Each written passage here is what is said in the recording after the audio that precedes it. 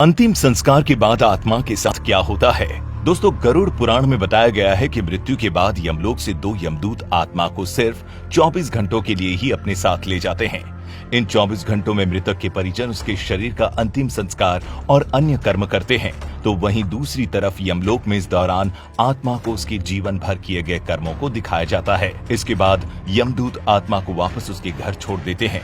उसके बाद 13 दिनों तक आत्मा अपने परिजनों के बीच ही रहती है और 13वीं बीत जाने के बाद फिर से आत्मा यमलोक के लिए रवाना हो जाती है।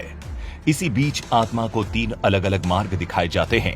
अब इनमें से किस मार्ग पर आत्मा को भेजा जाएगा, ये उसके जीवन में किए गए कर्मों पर निर्भर करता है, जिनमें से जो पहला है वो है अर्ची मार्ग, जो कि देवलोक की यात्रा का मार्ग है।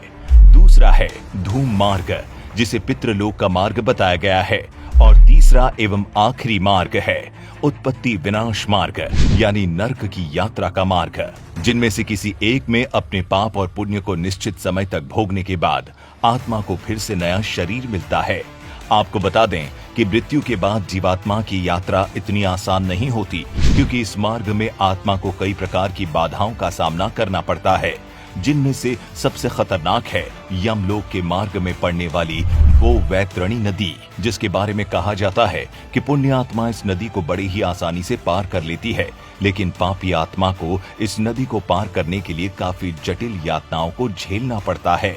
इसका आधार हम गरुड़ पुराण को भी मान सकते हैं, जिसमें बताया गया है कि एक बार जब पक्षीराज गरुड़ ने श्री हरि से पूछा कि हे प्रभु, मृत्युलोक और यमलोक के बीच जो वैतरणी नदी मौजूद है, उसे भला एक जीवात्मा का क्या संबंध है और उसे इस नदी में कैसी सजा भुगतनी पड़ती है? तब उन्हें भगवान श्री हरि ने बताया कि हे गरुड़, जो भी पापी आत्मा इस नदी में प्रवेश करती है, वो रक्त से भरे एक पात्र में घी की तरह खौलाई जाती है।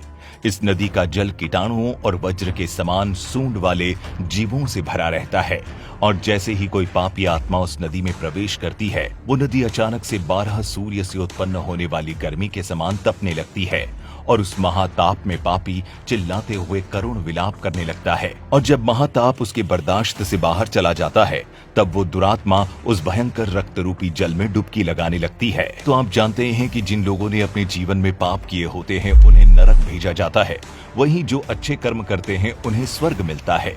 यहाँ तक कि जो आत्माएं स्वर्ग की हकदार बनती है, उन्हें यमराज स्वयं अपने भवन से स्वर्ग के द्वार तक छोड़ने जाते हैं।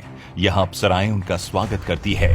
वहीं जो लोग सिर्फ अपने बारे में सोचते हैं और जिन्होंने अपने पूरे जीवन काल में किसी दूसरे का हित नहीं किया होता, उन्हें नर्क में स्थान मिलता है। बता दें कि गरुड़ पुराण में अलग अलग नरकों का जिक्र भी किया गया है, जहां मृत आत्मा को पापों की सजा मिलती है। जिसमें सबसे रोमांचक बात तो ये है कि गरुड़ पुराण में अंधात्मत श्रम नर्क के बारे में भी जिक्र किया गया है। ये नर्क केवल उन्हीं पति पत्नियों की आत्माओं के लिए है जो अपने साथी को केवल लाभ या उपभोग की एक वस्तु समझते हैं। इस नर्क में ऐसी ही आत्माओं को मारा जाता है। वहीं तमिश्रम नर्क में उन लोगों को जगह मिलती है जिन्होंने अपने जीवन में दूसरों की संपत्ति हड़पी होती है। यहाँ उन्हें तब तक मारा जाता है जब तक कि वे बेहोश न हो जाए।